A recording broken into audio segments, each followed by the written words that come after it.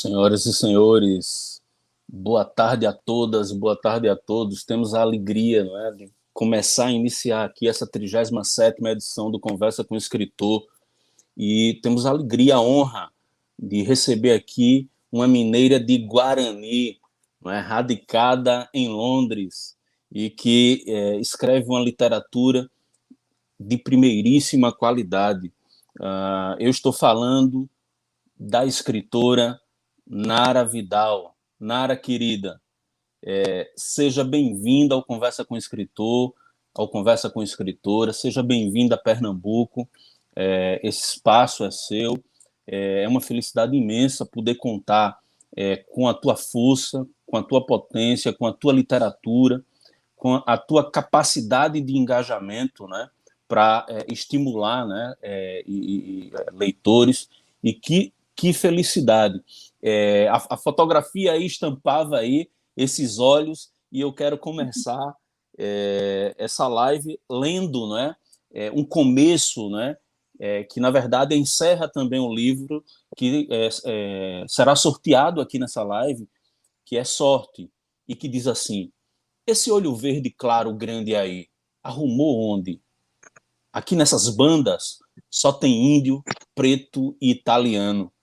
Mas italiano mouro, não italiano alpino. Esse olho aí, ou traz história de amor fora do cercado, ou essas esquisitices feitas de magia. Boa tarde, Nara. Seja bem-vinda. Obrigada, Marcelo. Boa tarde, boa noite. Aqui já são 8 horas. Eu estou falando aqui da Inglaterra, nesses tempos de Covid, mas estou aqui na maior alegria. É uma super honra estar fazendo parte aqui do programa, né?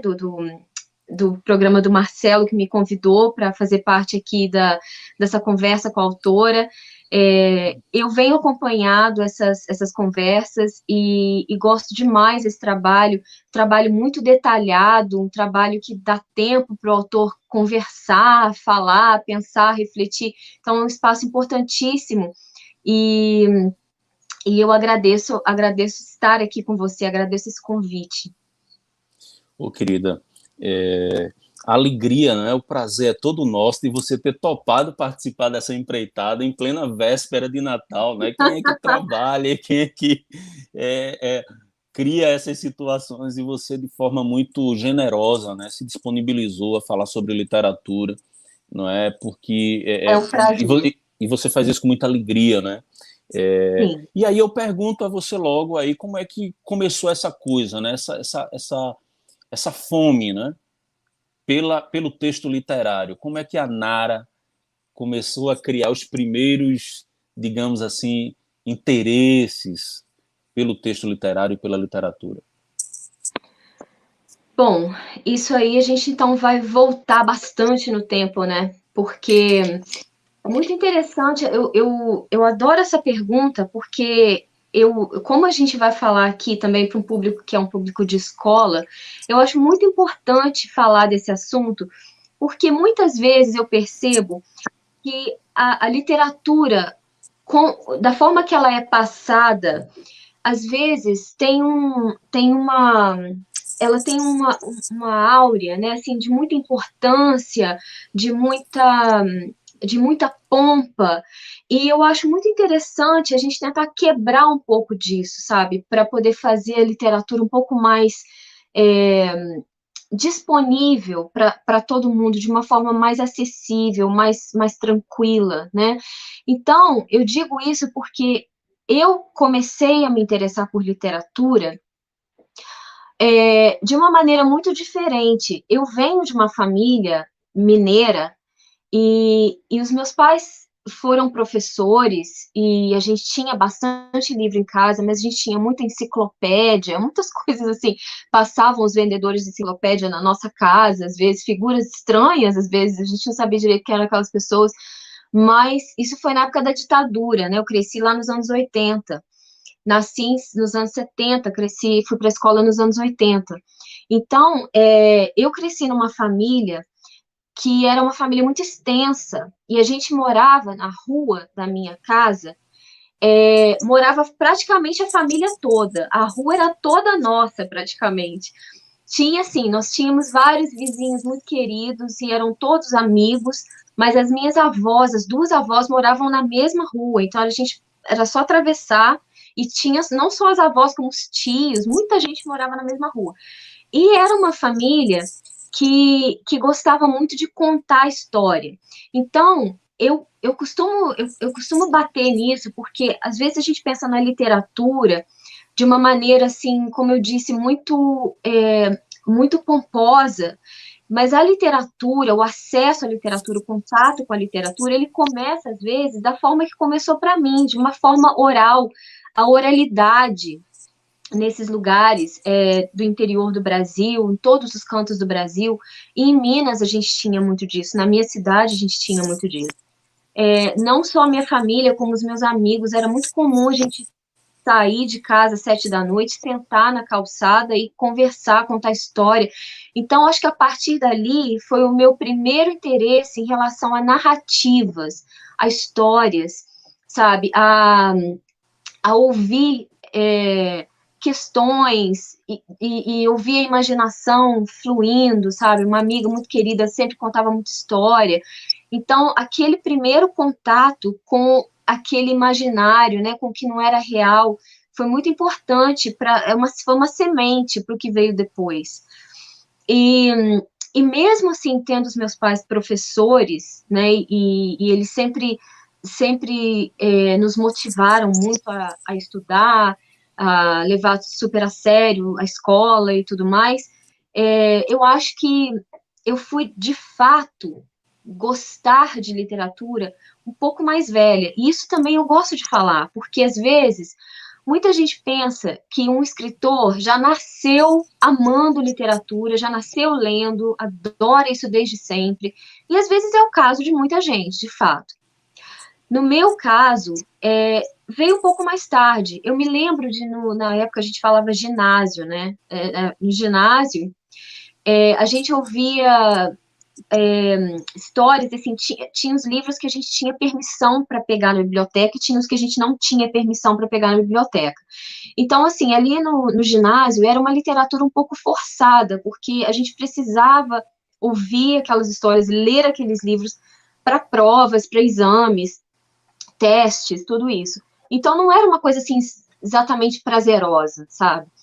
Aí, quando eu fui ficando um pouco mais velha, já quase no segundo grau, de novo, influência de uma amiga muito querida, ela ia muito para a biblioteca municipal, e lá a gente ia juntas, e lá ela começava a me mostrar várias coisas. E eu me lembro, o primeiro livro que eu li por vontade própria da biblioteca foi O Amante, de Marguerite Duras. E eu fiquei escandalizada com aquele livro, porque eu tinha uns 12 anos, e claramente não era um livro para eu ler ainda, sabe? Não era um livro. E engraçado porque eu comecei a ler esse livro, e eu não estava escondendo que eu estava lendo esse livro, né? Eu levei ele para casa.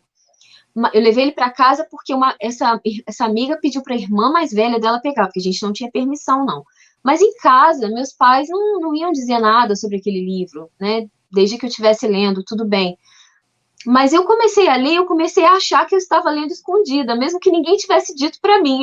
Foi a minha própria consciência, minha própria culpa. Se eu não devia estar lendo esse livro, ele está muito adulto para mim. E eu comecei a esconder que eu estava lendo aquele livro, me escondia de mim mesma, né?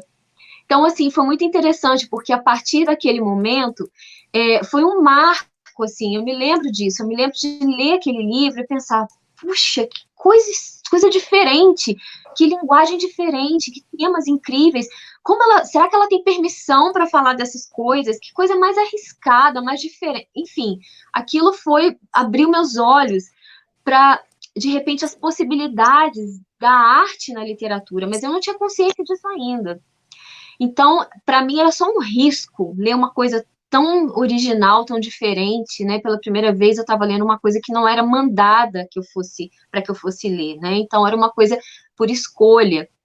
E eu acho que aquilo foi um divisor de águas nesse sentido. Eu comecei então a me interessar por literatura. E aí no segundo grau eu me interessei pelos livros propostos, né? E a gente tinha lá o romantismo, o realismo brasileiros, né? A gente tinha que ler José de Alencar, a gente tinha que ler Machado. E aí eu comecei a me interessar, de fato, por tudo aquilo. E aí eu percebi, no segundo grau, a partir dessas leituras, eu comecei a perceber que, que talvez fosse uma carreira para mim, um caminho, que ele fosse talvez um caminho que eu fosse seguir. Eu não sabia ainda se eu ia ser escritora, se eu ia dar aula, mas eu sabia que era, durante todo o dia de escola, era aquele momento que eu mais gostava. Era aquilo e eram as línguas estrangeiras. Eu gostava muito das línguas estrangeiras. Então, já estava ali mais ou menos traçado, né, um curso de letras, talvez. E eu acho que tudo começou mesmo dessa questão da oralidade. Eu acho que a gente não pode subestimar isso, sabe, Marcelo? Porque eu acho que às vezes a gente pensa assim, quando começou o seu contato com a literatura, e às vezes eu percebo que tem muita gente que tem vontade de se envolver com a literatura, jovens, crianças, mas eles têm um relativo receio por causa da importância, dessa pompa que se dá em volta da literatura. E eu acho que sim, a literatura é importante, é uma arte importante, e ela deve ser importante, mas ela não deve ser inatingível, inalcançável, de maneira nenhuma, ela precisa ser democrática, ela tem que ser acessível a todo mundo. E para que isso aconteça, essa literatura, ela tem que ser valorizada no início, na oralidade, nos casos contados, né? A criança escuta um caso de uma avó, de uma tia, de uma amiga, ela está lá ouvindo toda aquela estrutura narrativa, um começo, um meio com conflito, caindo para o final, tem toda aquela estrutura clássica, né, que a gente vê em Shakespeare, por exemplo, acontece naquela história lá da oralidade, que você senta lá na calçada para ouvir. Então, é muito importante que a gente dê o devido respeito e o devido valor a esse tipo de arte, né, que é essa questão dos casos e tudo. Então, para mim, começou ali. Eu tive interesse em história, eu tinha interesse nos casos, o que vai acontecer, naquela coisa da imaginação. Aquilo, para mim, foi uma semente. E aí, depois, com o tempo, eu passei um grande tempo sem me interessar por livros. Os livros que a gente tinha acesso na escola eram muito restritos, né? A gente tinha, assim, prateleiras para tal idade, prateleira para tal idade. Isso era a época da ditadura, né? Então, assim, a gente não tinha uma liberdade de escolher. Era aquilo ali. E a gente tinha, eu me lembro na escola primária, uma professora ia para a nossa sala uma vez por semana para ler um capítulo de um livro. E era uma coisa assim, eu mal podia esperar por aquele dia, porque era um momento de muita alegria. Eu via uma história, sabe, o capítulo de uma história, era como se fosse hoje as séries, né? Você vê aquilo aí, uma coisa acontece, quer continuar, e ela parava, aquele capítulo. Aí só na semana seguinte a gente ia poder saber o que aconteceu. E aquilo para mim era um prazer completo, eu era louca para saber o que ia acontecer. Então, assim, aquilo me cativava muito. Mas eu pegar um livro para ler, isso demorou um certo tempo. Acho que foi já quase na escola secundária que eu, de fato, comecei a ter esse interesse. Então, foi mais ou menos esse o caminho, sabe? Não foi tão cedo, mas teve lá uma semente muito, muito importante. Ah, que legal. Eu meio que nessa tua descrição, né, você falou sobre a escola e sobre essa tua vivência e sobre esse teu início, né, enquanto leitora. E essa escola meio que seguia, né, uma ritualística que talvez, e isso acontece ainda hoje, infelizmente, de replicar uma receita que não funciona, né? Que é da imposição. Então, é essa coisa que é capturada pelo prazer, eu acho que isso é que vai levando e vai arrebatando, né? E vai formando pequenos e grandes leitores. Você Muito acha, bacana. Marcelo, desculpa te interromper, você como professor, você acha que isso ainda acontece muito? Ainda é Sim, uma... sim. Sim, Eu penso que, infelizmente, o nosso currículo, ele muitas vezes ele cria esses engessamentos, né? E o professor, ainda que tentando se rebelar, se insurgir, né? quanto a essas questões, ele acaba por cair nessa armadilha, não é? Porque a burocracia ela tende a isso, né? A questão da burocracia mesmo, dos registros, e aí, veja, vale mais você ler sem qualidade 10 textos, né, do que ler com qualidade um texto apenas, né? É Então, uma eu pena, penso que né? isso É uma pena. precisa... mas aí, obviamente, que eu não posso dizer que isso é uma realidade de todos, né? Mas Sim, sim. eu posso te garantir que já presenciei muitas situações nesse sentido. E o professor, muitas vezes, que se insurge, né, que é iconoclasta e que, de repente, inventa uma situação, ele é, muitas vezes, patrulhado, porque ele não está dando, ele é acusado de não cumprir o currículo, de não cumprir o programa, muitas vezes até pelo próprio Sim, estudante, entende? sim. É preciso uma certa liberdade, né? Uma Claro, educação claro. de liberdade, Libertadora, exatamente, como diria o Paulo Freire, né? Aí, veja, exatamente. você falou do seu lugar, né? Lá no começo, lá no início. Guarani é uma cidade que tem 9 mil habitantes, né? É Sim, pequenininha, né? Então, no interior de Minas, próximo a Juiz de Fora, não é de isso? fora. Isso. E aí eu fico perguntando, porque hoje você está em Londres, você é uma escritora hoje reconhecida, né? E que faz um trabalho, aí eu fui pesquisar, fui estoquear, né, a Nara Vidal, e vi que você faz um trabalho muito bonito, né, na Europa, que é exatamente de trazer esses autores e essas autoras brasileiras para que eles sejam conhecidos nessa comunidade de língua portuguesa, né, nessa comunidade lusófona, na Europa. Eu queria que você falasse um pouco sobre essa Nara Vidal, né? Sim. De olhos arregalados, olhos verdes ali, olhando para esse horizonte, né? Para esse futuro. Sim. E, e assim, essa realidade, né? Que acaba por se confirmar, né? Desse teu trabalho tão bonito, dessa semeadura. Por favor. Bom, é engraçado porque eu acho que eu sei que sou assim muito nobre, mas eu vou falar a verdade. Esse trabalho ele começou por um puro egoísmo meu, viu? Porque queria muito ter acesso à literatura que estava sendo feita no Brasil imediatamente. Então eu pensei, como eu, deve ter mais gente, não é possível. Eu tenho certeza que, como eu, várias outras pessoas têm essa urgência, querem saber das coisas, assim, ler os lançamentos e tudo mais. E aí, foi aí eu tive essa ideia. Eu falei, por que não tentar viabilizar uma espécie de loja, uma livraria, né, online, porque eu não tenho espaço, eu não vou alugar um lugar porque não tem dinheiro para isso. Imagina, alugar uma livraria para vender livro brasileiro, imagina, né? Não tem nem como. Mas eu pensei, eu posso arrumar um lugar na minha estante, tentar estocar alguns títulos e botar numa vitrine. E vamos ver se alguém se interessa.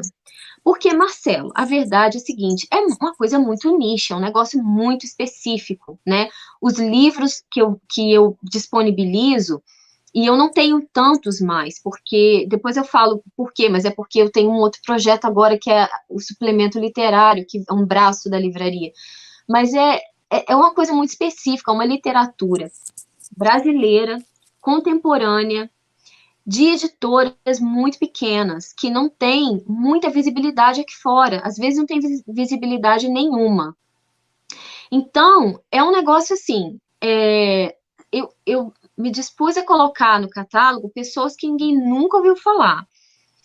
E esse é o grande barato, porque não me interessa, por exemplo, colocar uma pessoa muito conhecida, porque essa pessoa conhecida, ela já vai ter o espaço dela, ela provavelmente já está com uma editora grande, e essa editora vai batalhar outras coisas para esse escritor.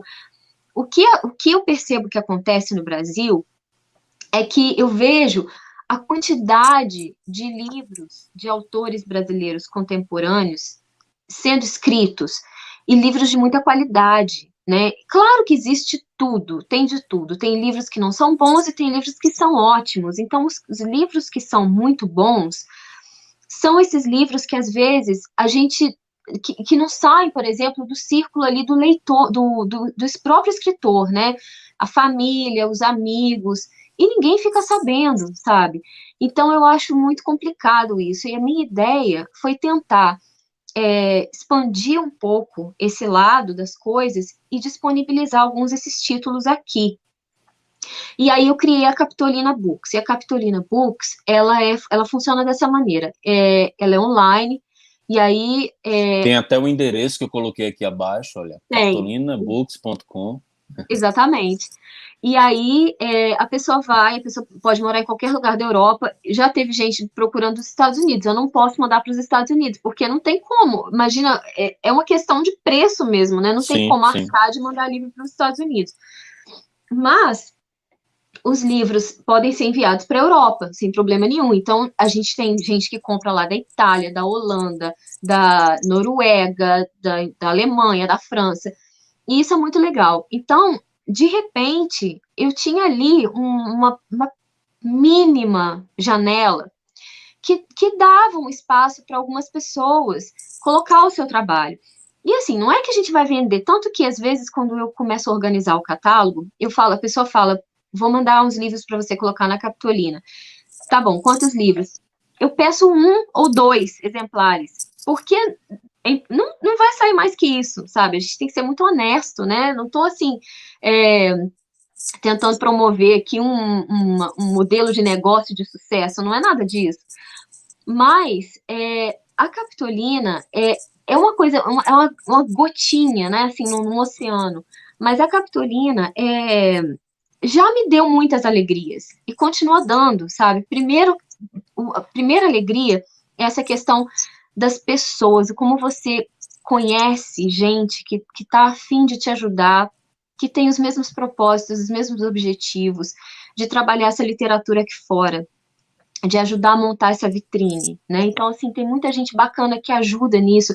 Eu não tive um não. Todo mundo que eu procurei no Brasil, os editores, os autores, todo mundo quis disponibilizar os livros para cá. E é engraçado porque esse estoque, ele é renovado a cada vez que eu vou para o Brasil. Então, há muito tempo ele já não é renovado, porque nesse ano, com o Covid, não deu para fazer Sim. nada. Mas a própria Capitolina acaba gerando umas coisas, ela vai se desdobrando de uma maneira interessante. Já tivemos casos de pessoas que foram traduzidas para outras línguas, porque algumas pessoas viram os livros, né, na Capitolina. O meu próprio livro Sorte, ele foi pedido por uma pessoa na Holanda, e eu não sabia, mas era um editor, e aí ele gostou do livro, quis traduzir para o holandês, e o livro acabou sendo lançado lá esse ano.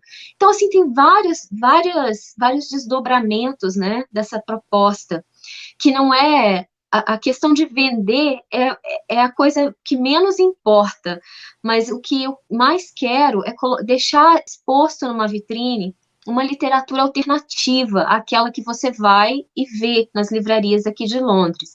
Então, você vai numa livraria aqui de Londres e você vai encontrar algumas coisas de literatura brasileira traduzidas. Então, você vai achar Clarice, você vai achar, às vezes, você começa a achar Machado, você vai achar Jorge Amado. Então, você encontra muita coisa de qualidade, mas você encontra sempre as mesmas coisas. E a nossa literatura, do jeito que ela é muito dinâmica, ela vem se renovando, ela vem se fortalecendo. Então, é uma pena a gente não disponibilizar esses títulos. Tudo bem, a gente disponibiliza no original, então a pessoa tem que saber ler em português. Mas, É um começo, não é? hã? É um começo. É um começo, é um começo. E quanta gente como eu, né, que tem essa falta da convivência com a língua, né, de uma maneira coloquial, diária, rotineira, vai se beneficiar, né, de uma literatura contemporânea, né, na própria língua. Então, assim, a Capitolina, ela acaba gerando esse tipo de encontro, né, da literatura contemporânea com o leitor que está perdido por aí, pela Europa, mas tanta gente que apoia esse movimento, e é muito interessante, eu fiquei bem feliz. Assim, ela está super calma agora, a gente não vende muito, né, assim, não tem uma coisa, É, não é negócio. Especialmente nesse período, né, como você mesma relatou, pandêmico. É. E aí eu encaixo o seguinte: como é que estão as coisas aí? Porque era para eu ter perguntado isso no início. Como é que estão as coisas? Como é que você está? Como é que está lidando, né, com esse contexto do isolamento? As notícias que chegam aqui de que no Reino Unido a situação não está fácil, né? Existem mutações do vírus, tal. Como é que vocês têm recebido essas informações aí e lidado também com essas questões? Pois é, a situação ficou um pouco complicada, né, para gente nos últimos dias, nas últimas semanas, com essa mutação, essa notícia. Na verdade, eu leio muito jornal brasileiro também, e eu percebo como é que a notícia é passada no Brasil de uma maneira diferente como é passada aqui, né? Porque, assim, aí existe, do jeito que é passado no Brasil, às vezes há uma histeria muito Um grande, né? terrorismo. Nossa, sabe? Nossa, um novo vírus. Não é isso. Não é um novo vírus, é uma mutação. Mas o que que acontece? Eu também não estou simplificando, assim, não estou falando que não é nada. Mas é o seguinte, aqui na Inglaterra, todo ano, existe um programa de vacinação no inverno, que é o que a gente está agora, que é um programa de vacinação contra a gripe, em crianças e em idosos. Então, todo ano, mas começando lá por novembro até dezembro, todo mundo vai ser vacinado contra a gripe. E todo ano sempre tem um vírus de gripe um pouco diferente, uma mutação. Então, todo ano tem uma vacina para gripe que vai se adequar àquelas necessidades ali para tentar combater aquele vírus da gripe. Porque a gripe aqui, ela mata muito também, principalmente idosos. Então, essa questão do vírus diferente, dessa mutação que aconteceu, de fato, no início, quando a gente ficou sabendo, causou um certo pânico, porque eu acho que o maior pânico foi a questão que todo mundo se perguntou, mas e agora que a gente já tinha uma vacina, como é que vai ser? Essa vacina vai continuar funcionando para esse novo vírus?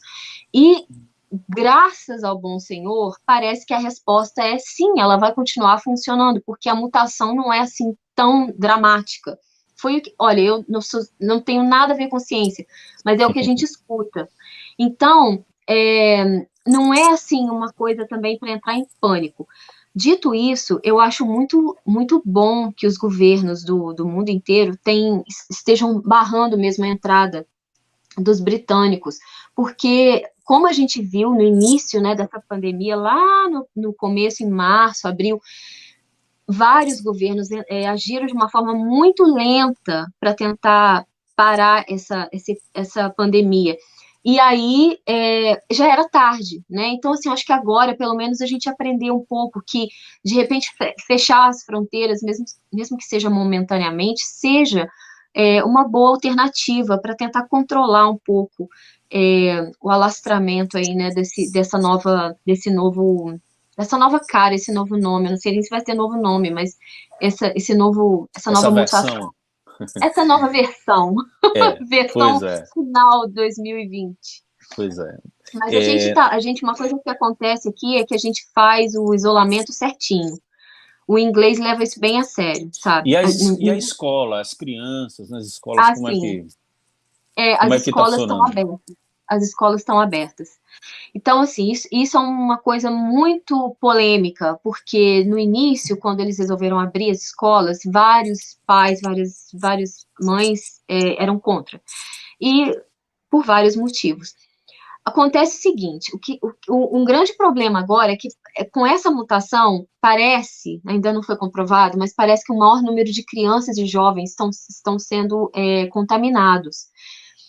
Ao mesmo tempo, parece que os sintomas não são tão graves, né? Então, assim, não justificaria, teoricamente, fechar as escolas. Porque o governo está muito interessado em manter as escolas abertas, porque com as escolas abertas, os pais conseguem continuar a trabalhar. E a economia capenga do jeito que está, continua de uma maneira, mais ou menos, continua girando. Então, eu acho que a prioridade do governo é manter as escolas abertas. Agora, isso tudo sempre é muito revisto, né? Estão sempre revendo todos esses dados, todas essas questões.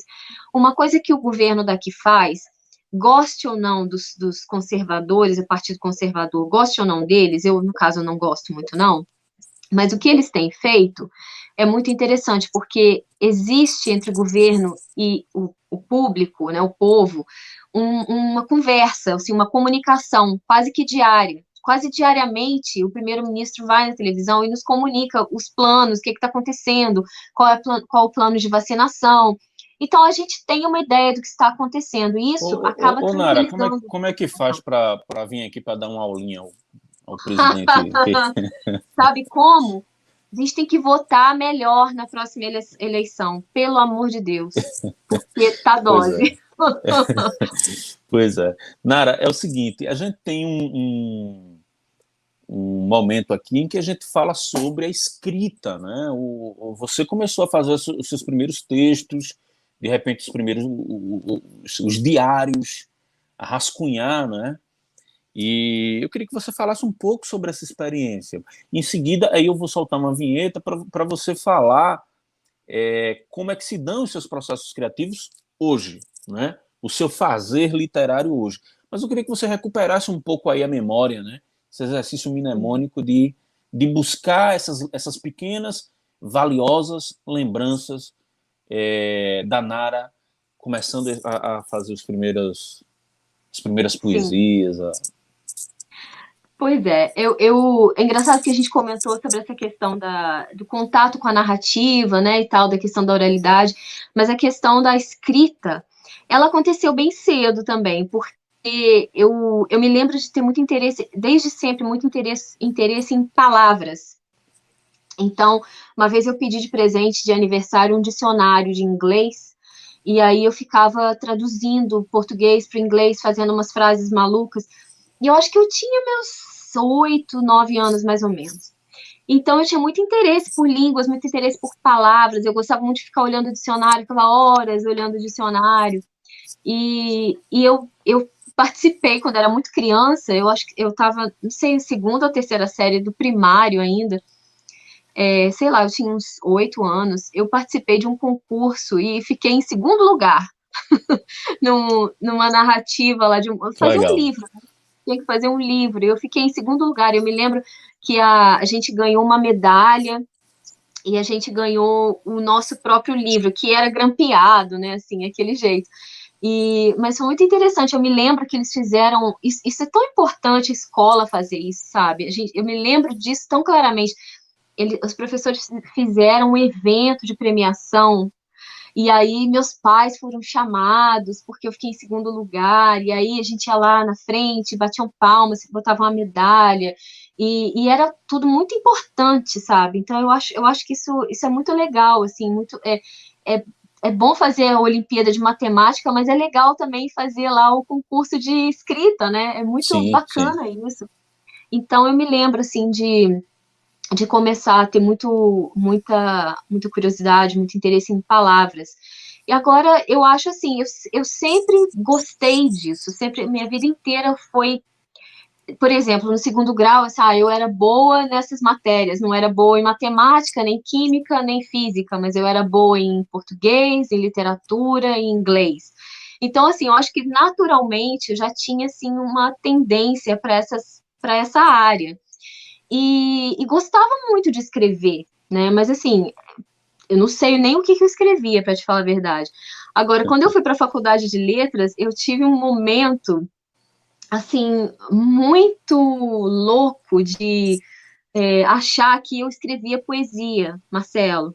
Eu não escrevo poesia, eu jamais vou escrever poesia, é muito difícil, eu não consigo nem pensar. Então, Há assim, quem subestime esse gênero, né? que isso, é uma coisa dificílima, é um negócio assim, meu Deus do céu, eu tenho todo o respeito e admiração do mundo por poetas. É um negócio complicadíssimo. Eu achei que conseguia fazer poesia, escrevi vários poemas, vários, tinha uma pasta e escrevi aquilo quase que diariamente, mas imagina, eu espero que aquilo tenha se perdido no mundo, que ninguém veja aquilo, mas era uma coisa assim, vergonhosa. E era assim, imagina, onde é que eu estava com a cabeça, né? E aí, ainda bem, eu comecei a fazer letras, eu comecei a ler poesia, e comecei a entender que o que eu fazia era tudo menos poesia. Então, acho que é importante esse contato depois, assim, para te amadurecer um pouquinho, né? Mas essa questão de escrever veio sempre, veio desde sempre, por causa desse interesse mesmo, né? Por palavras. Ok. A Nara é autora de vários infantos juvenis, né? E tem 4 títulos adultos publicados no Brasil, né? Sorte, que é o livro que foi publicado em 2000, editado, publicado em 2018, e acabou por ganhar, né? Ser premiado com o 3º lugar na edição 2019 do Prêmio Oceanos, que é o prêmio mais importante de língua portuguesa, ou seja, dos países que falam língua portuguesa, né? Então, é um espaço bacana, sobretudo para os autores que estão chegando, tal, essa literatura contemporânea. Então, esse livro, por hora, não é, Nara? É o único romance. A Nara, Sim. ela tem outros 3 livros, mas são livros de contos, não é? Que Uhum. inclui o mais recente, que é o Mapas para Desaparecer, que acaba de sair pela editora Faria e Silva, ok? Uhum. Bem, eu vou soltar aqui, Nara, uma vinheta para você falar um pouco, porque, veja, você tem um repertório aí, digamos, né, um conjunto de textos muito valiosos, e aí a gente fica muito nessa curiosidade de saber como é que um autor concebe aquele texto, como é, ele chega, ou ela chega, se tranca-fia em seu escritório, ou muitas vezes no caos esses textos emergem, né? Como é que se dão essas feituras, né? Essa artesania, tá? Então, vamos lá.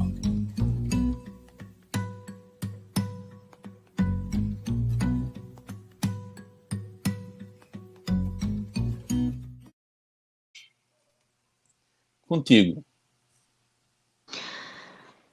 Bom, interessante você ter falado essa coisa do caos, né? Porque eu acho que eu sou mais desse lado aí. Eu acho muito interessante, Marcelo, porque há pouco tempo eu dei um curso sobre o livro da Virginia Woolf, que é Um Teto Todo Seu. Eu sou apaixonada pela literatura da Virginia, mas eu gosto muito dos ensaios dela também. Então eu dei Quem um tem medo curso, da Virginia Woolf, né?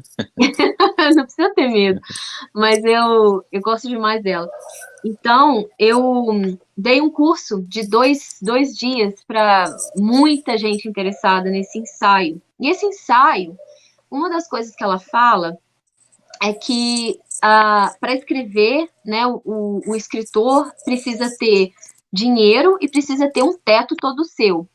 E ela vai falando no livro muito, muito belamente, naquela maneira, né, que ela escreve, ela vai falando sobre essa questão do teto todo seu, tanto do teto mesmo físico, né, quanto um teto mais metafórico, que é exatamente essa coisa da privacidade, né, de um tempo seu para você criar, né, que o artista precisa ter um tempo para fazer nada. A gente fala fazer nada, mas a gente está escrevendo enquanto a gente É não o está ócio fazendo nada. criativo, né? Do Domenico De Masi, né? Não, eu falo isso, tem gente que ri, as minhas amigas que não estão em literatura, elas riem de mim e falam, mas isso tá bom, Nara, tá bom.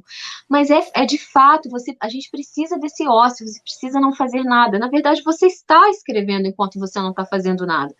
É interessante porque quando muito pequeno, pequena, minha filha falava para mim, mãe, você não faz nada, você só lê o dia inteiro. E é muito interessante. Então, ela já parou com isso, mas eu me lembro que ela dizia isso.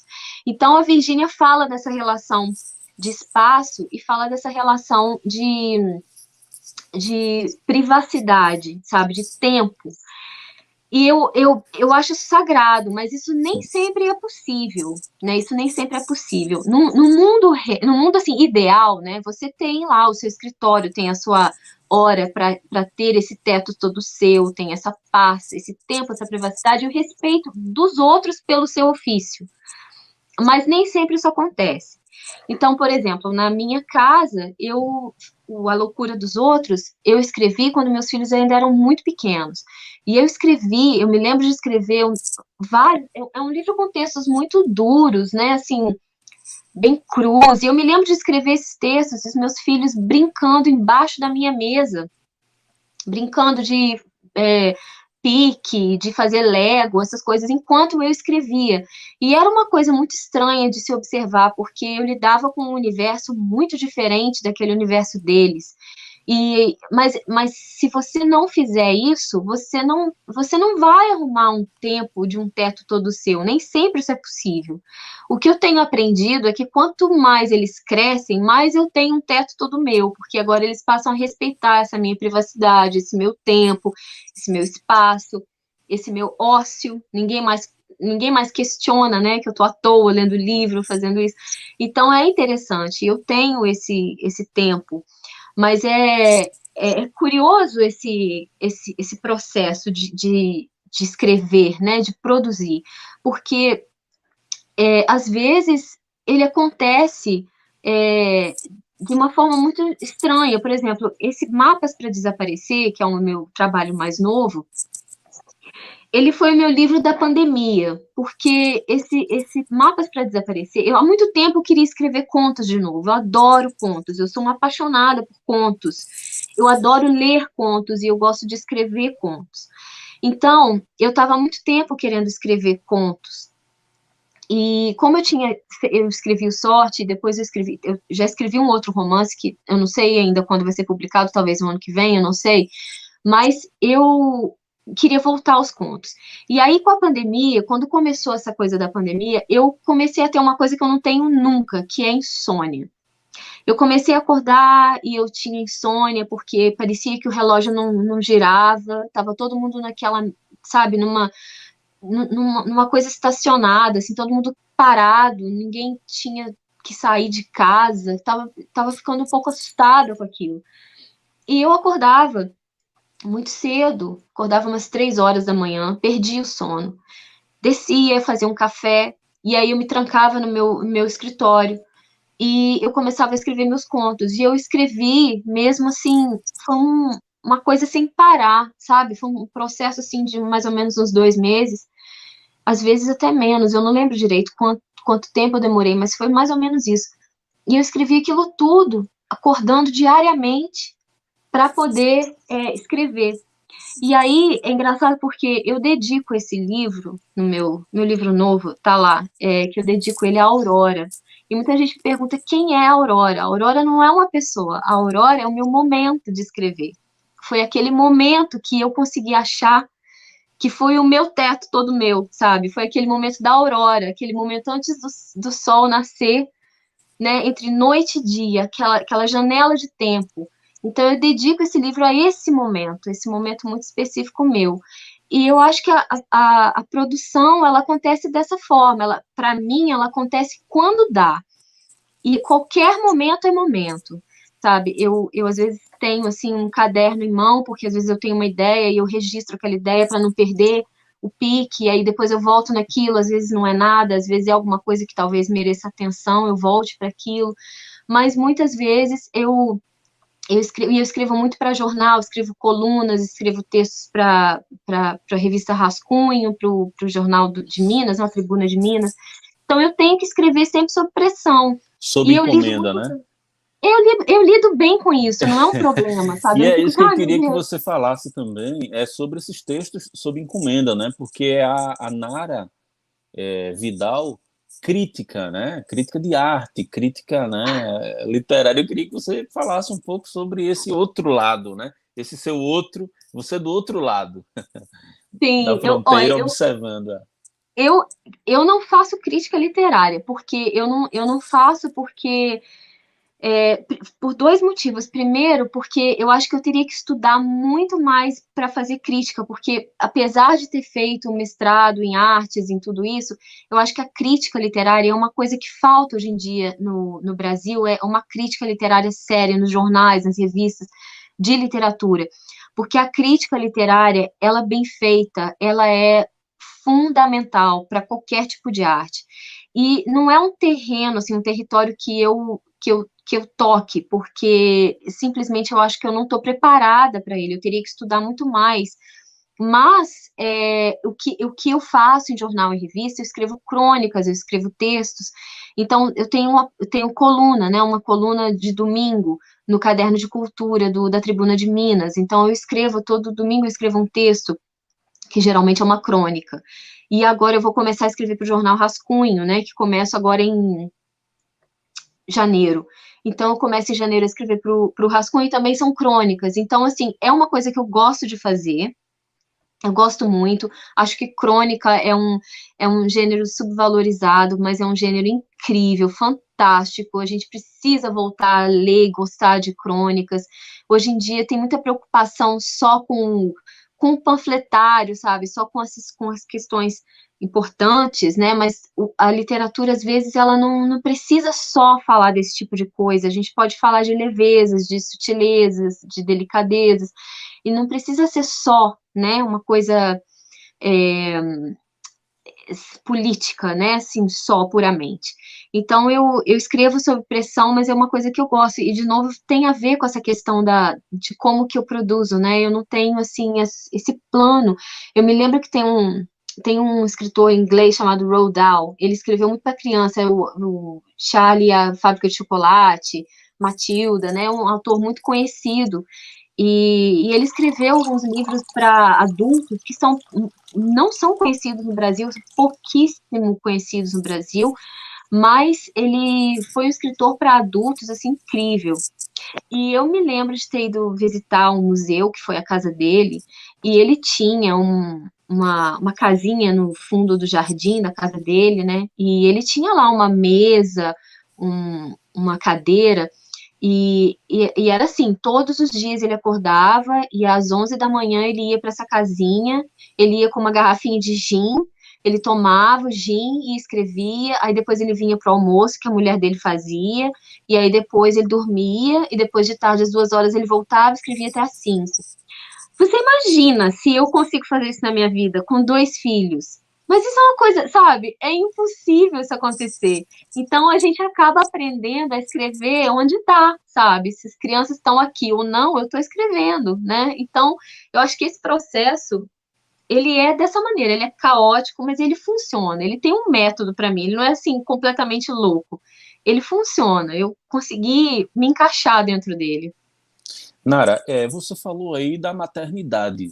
E aí, quando a gente olha para a tua literatura, para a tua própria atuação, a gente vê uma mulher muito determinada, né, a irromper com o patriarcado e com questões que são muito caras, né, nesse nosso tempo agora, sobretudo, né? E eu queria que você falasse um pouco sobre essas questões, não é? Em tempos de misoginia, né, escancarada, né, em especial no Brasil, né, porque você está em Londres, mas seguramente você, como disse antes, acompanha o noticiário, acompanha tudo. E eu queria que você falasse em que medida a literatura ela pode servir também à reflexão, para trazer essa reflexão, sem ser panfletária, aquilo que você falou antes também. Sim, sim.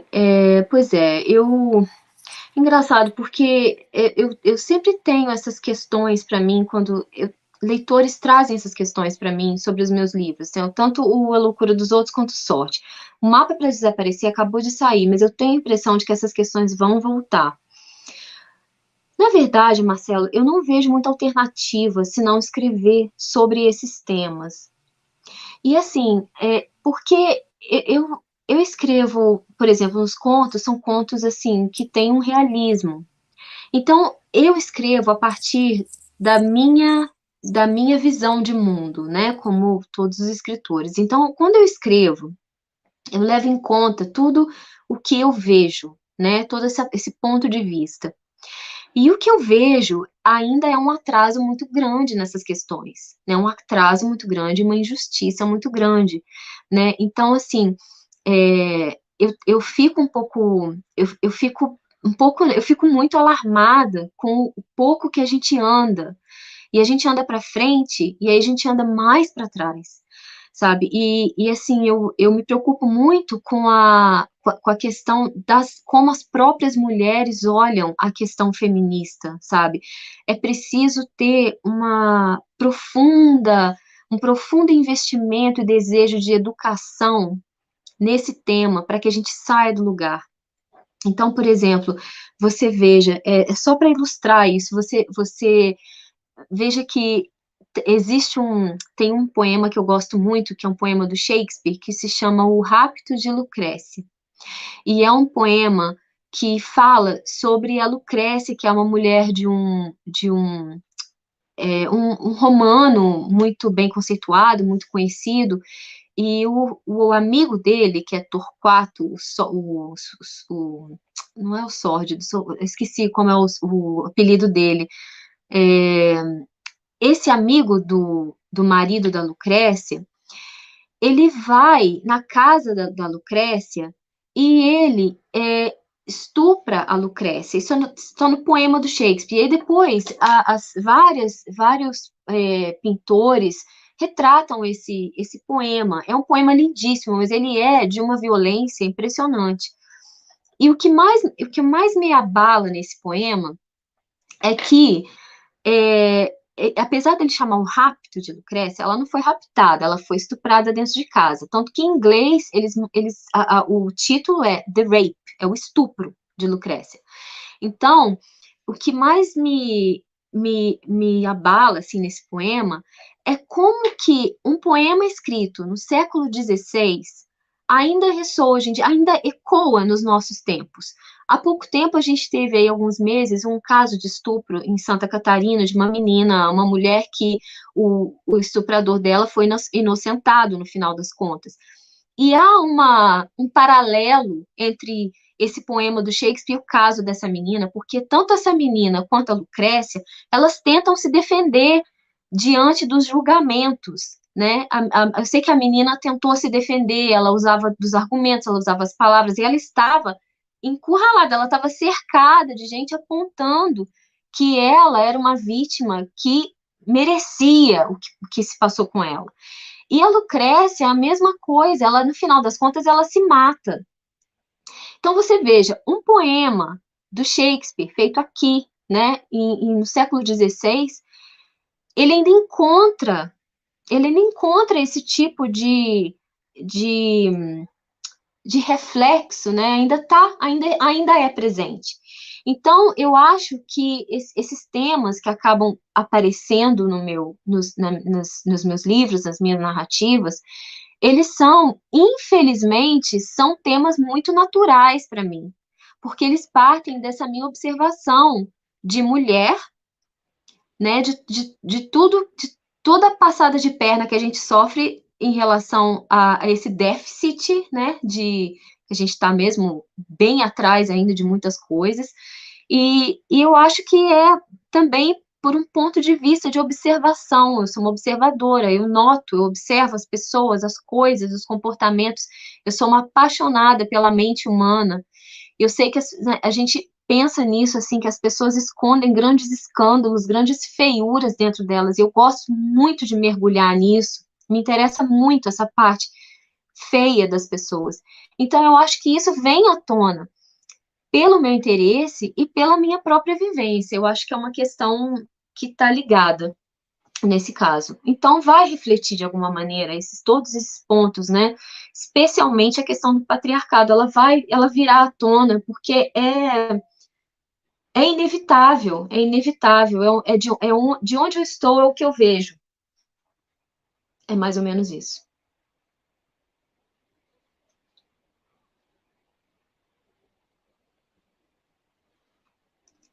Marcelo, não estou te ouvindo. Desculpa, Agora eu desculpa. tô. Como ocorreu com a Adriana Lisboa, eu estou repetindo aqui contigo, que às vezes eu desligo aqui meu microfone. Mas olha só, tem uma interação no chat que eu quero trazer para cá. Né? A Rejane Pascoal está aqui, ela é uma espectadora assídua, né? E está sempre presente, é uma escritora que foi a primeira escritora a ganhar o Prêmio Pernambuco, né, de literatura, na categoria contos. Então, boa tarde, amigos e amigas, boa tarde, Marcelo, boa tarde, Nara.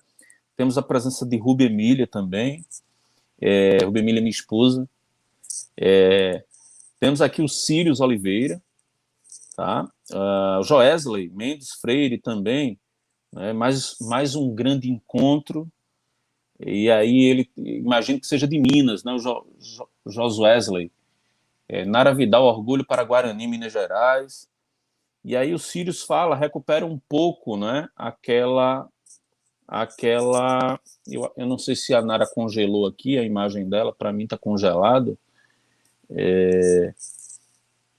Mas olha, aí nós temos aqui o Sirius dizendo que a oralidade vem dos nossos ancestrais africanos e a minha avó mineira também contava muitas histórias e casos. A Jane Aparecida, né?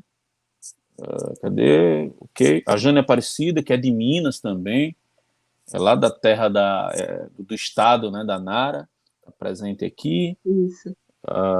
Temos a Maria Carvalho Ferreira, temos a Francesca Felice, eu acho que é essa a pronúncia, não sei. Francesca, querida. Oi, Nara, tudo bem? Sim, uma amiga querida. Ela está lá em Roma. Oh, que legal, muito bacana. Legal. Seja bem-vinda, Francesca. E ela perguntou se estava tudo bem, Nara. Está tudo bem. Aí temos a Maria Auxiliadora, aqui presente, que é bibliotecária da Cônego Rochael de Medeiros. Aí o Sirius volta aqui e diz que a elite quer isso, elitizar ao máximo e afastar o povo dos livros, principalmente dos nossos heróis e histórias da diáspora. Muito legal essa tua reflexão, Sirius. Haja visto a lei do estudo da África, muito que não importante. É normal estar nas escolas estaduais ou municipais, não é? Existe uma lei, não é? E agora me fugiu, lei 10.000 e alguma coisa, que para além de decorar o número, eu acho que o que mais importa é você saber de fato o que ela sugere e recomenda, né? E que muitas vezes as escolas o que fazem é um teatro, né? Que na verdade não é de fato uma vivência, né? Dessa questão da reflexão sobre o racismo, sobre o preconceito, sobre a discriminação racial. Quer dizer alguma coisa, Nara? Não, eu ia comentar, Marcelo. Você está me ouvindo bem? Sim, sim. Sim, eu só ia comentar que esse ponto é muito importante, é um ponto crucial, que é um ponto de educação, né? Que é essa questão da nossa familiarização, do nosso conhecimento em relação, por exemplo, à cultura africana que foi para o Brasil, né? Que foi sequestrada, né? A gente precisa botar as palavras como elas são. Sem apelidos, precisa parar, né? E eufemismos. A gente tem que parar. Precisa parar de ficar rodando em volta das coisas e falar as coisas como elas realmente foram. Então, por exemplo, eu tive uma educação da ditadura que fez de tudo para esconder esse lado. Silenciar. Então, eu cresci. Eu sou fruto de uma educação que era uma educação que valorizava os generais, os coronéis, blá, blá, blá, aquela coisa toda. E o Marcelo, a gente não ouvia falar nada da cultura negra, nada, zero. Então, assim, hoje em dia, a gente tem um atraso enorme para dar conta dele, porque esse atraso é, inclusive, o que gera um monte de preconceito, né? As pessoas, o preconceito, quando ele é realmente ele provém de uma questão da ignorância, ele é exatamente isso, ele é a falta de conhecimento. Claro que tem preconceito que é de gente realmente mal intencionada, mas tem o preconceito que é, de fato, uma falta de conhecimento. Então, a gente está num atraso enorme em relação a essa familiarização, né, com a cultura negra africana que veio para o Brasil, né? E aí eu me lembro que falavam, os negros vieram através dos navios negreiros. Então, como era? Os navios negreiros eram como eles vinham, era bem ruim. Olha, não se falava nesse assunto. Se normaliza, né, e silencia. Se normaliza isso e não pode. Não pode. O Brasil, a riqueza do Brasil é exatamente essa mistura. E é uma mistura que precisa ser colocada. A valorização de cada um tem que ser considerada. Mas a gente ainda está muito atrasado em relação a tudo que representa tudo que representa os negros brasileiros que, né, foram escravizados. Então, eles foram escravizados, eles foram sequestrados, as mulheres foram violentadas, tudo isso aconteceu. Não é simplesmente dizer que, a fulana teve um filho bastardo do coronel. Não foi isso, o coronel violentou a mulher escravizada, sabe? A gente precisa começar a falar as coisas Alterar como a elas gramática, né? foram. Mudar Tem que essa alterar gramática. essa narrativa, É. porque senão a gente não vai chegar a lugar nenhum de modificação, sabe? E isso é muito importante para a própria identidade de nós todos brasileiros, sabe? E essa questão do racismo é um problema nosso da sociedade, não é um problema, o racismo, né? Muita gente fala, os negros com a questão do racismo, não. É um problema nosso, é um problema de todos nós. Então, é muito importante essa questão do silêncio, né? De cancelar, de não falar no assunto, porque quem se beneficia disso, sabe? Bastam poucas perguntas para a gente chegar a essas questões, e essas questões têm que ser levantadas para as crianças, para os jovens, não é para depois. Eu só fui entender isso mais tarde, eu já estava no segundo grau, eu tive a sorte de ter um professor que botava a gente para pensar, e foi essa a minha grande virada, sabe? Eu tive aquela oportunidade, mas eu sei que muita gente não tem. E a gente precisa pensar nisso. Os educadores têm que ter essa responsabilidade de botar as coisas, as pessoas, as crianças, os jovens, para questionar tudo isso e falar as coisas como elas são. Isso é muito Sim, importante. verdade. Eu quero até fazer uma reparação aqui, consertar aqui, porque não é o Sirius, é a Sirius Oliveira. Inclusive, ela já havia participado em outras lives, Sim, e aí alguém tinha me alertado, aí agora eu me lembrei, né? Ô, Sirius, gratidão por você estar aqui presente e por sim, trazer essa discussão tão cara, né? Em tempos tão duros, tão agrestes, em que a violência está aí espraiada, mas que a gente precisa, de fato, se insurgir em relação a essa questão do racismo. Né? Não dá para fingir que ele não existe. Então, sim. parabéns por trazer à tona, à baila, aqui na nossa conversa, esse tema. Nós temos também aqui a presença do Adilson Namorato. Ele agora se tornou um espectador de carteirinha. A Luciana Namorato, filha dele, disse: Olha, meus pais viraram fãs aí, que coisa boa, fico feliz demais. Adilson, querido, gratidão por você estar aqui.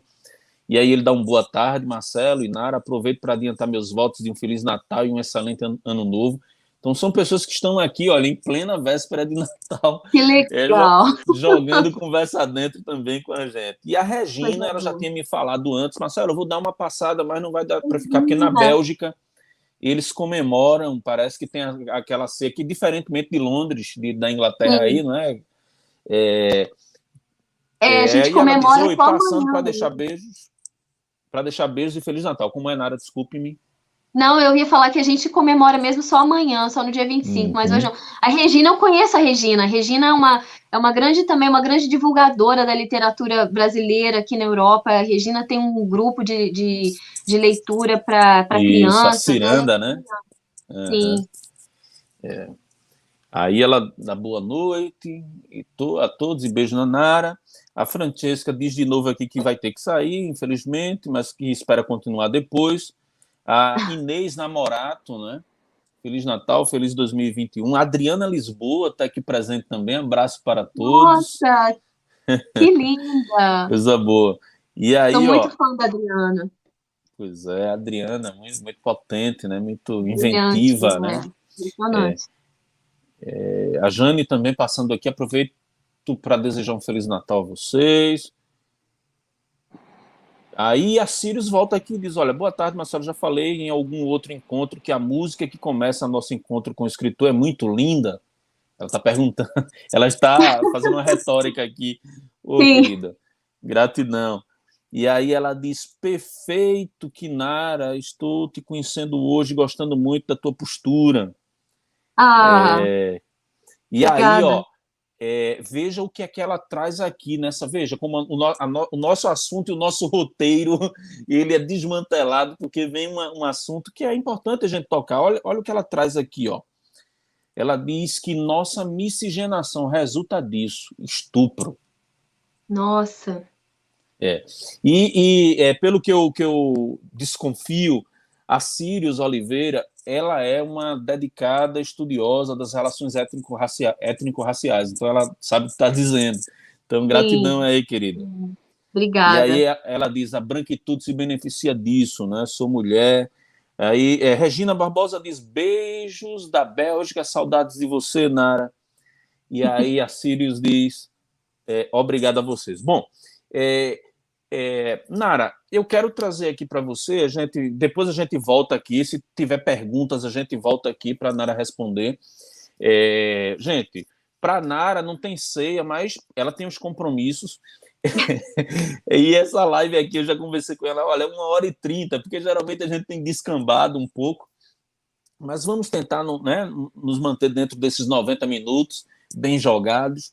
E eu quero trazer aqui um depoimento, né, de um escritor, né, potente que assim, vê na tua literatura, né, exatamente essa possibilidade, né, de criadora interessante, bacana, e que eu quero compartilhar aqui, eu quero deixar ele falar, na verdade. Vamos lá, eu estou falando do André Tim, tá?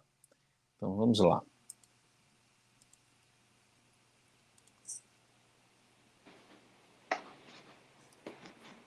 Olá, meu nome é André Tim, eu sou escritor também, e antes de tudo eu queria dizer que fiquei muito feliz com o convite para falar sobre a literatura da Nara, porque ela é uma autora que eu admiro de longa data, e não só admiro, como considero uma das grandes autoras contemporâneas, e sempre que eu tenho oportunidade eu digo isso, já falei muitas vezes. Se eu não estou enganado, meu primeiro contato com a Nara foi através de um projeto que eu tinha em 2015, que se chamava 2000 Talks. Era um projeto cujo objetivo era mostrar as rotinas e processos de autores e autoras brasileiros. E depois desse contato inicial, claro, passei a acompanhar a literatura da Nara, né? E aí me tornei um grande admirador. Uma das coisas que são muito latentes e muito evidentes, e o que me chama a atenção na literatura da Nara, que perpassa toda a literatura dela, é a questão do feminino e não só isso, mas do apagamento e do cancelamento do feminino, das mulheres, né?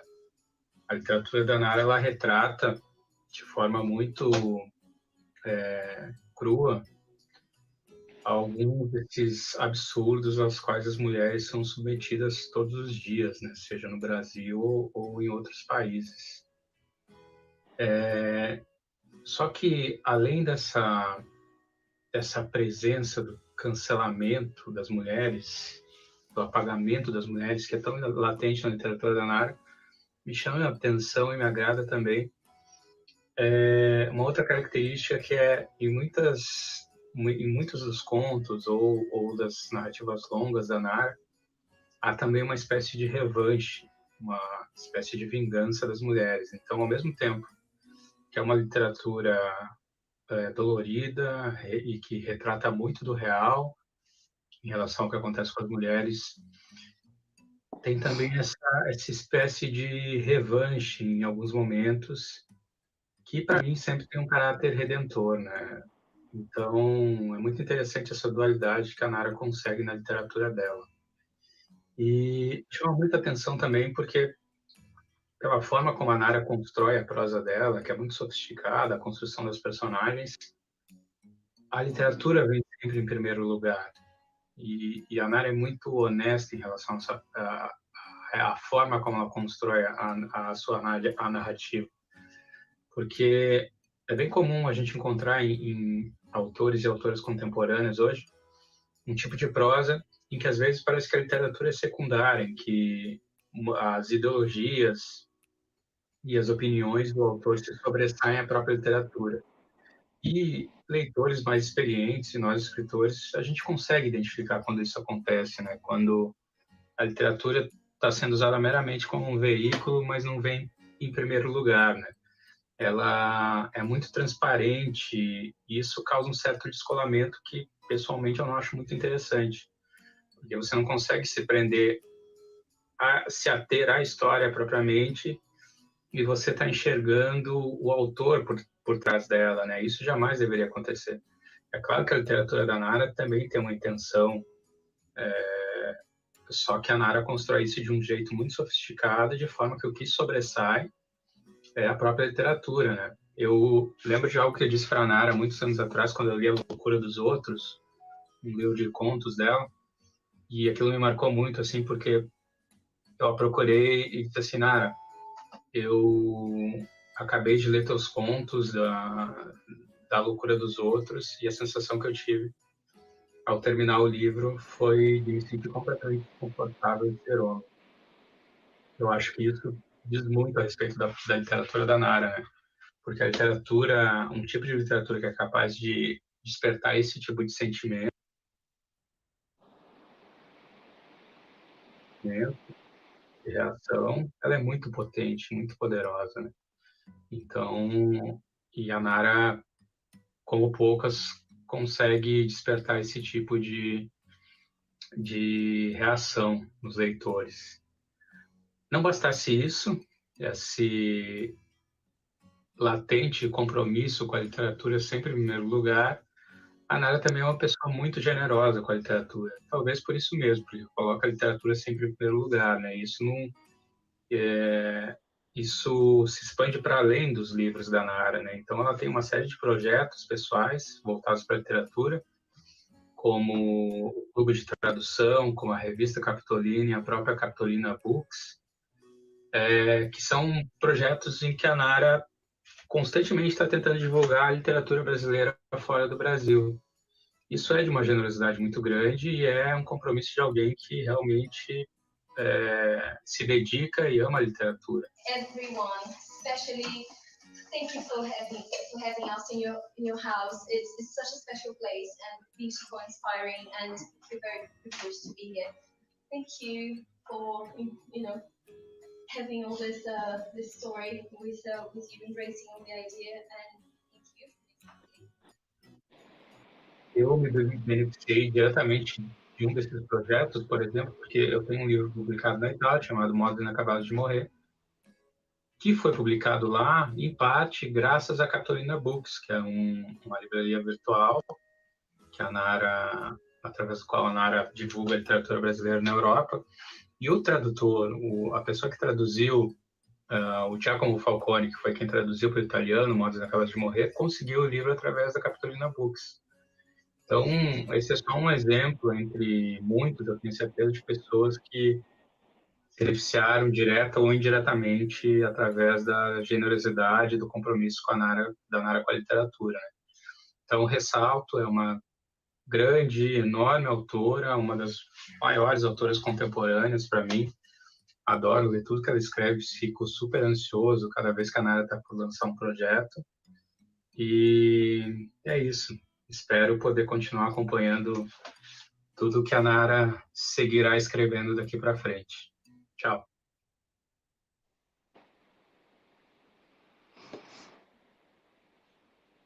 Nossa, gente, Marcelo, a gente se sente assim, não merecedora de tanto elogio, gente. Que isso, né? Como é que pode? O André é um excelente escritor, eu gosto demais dele.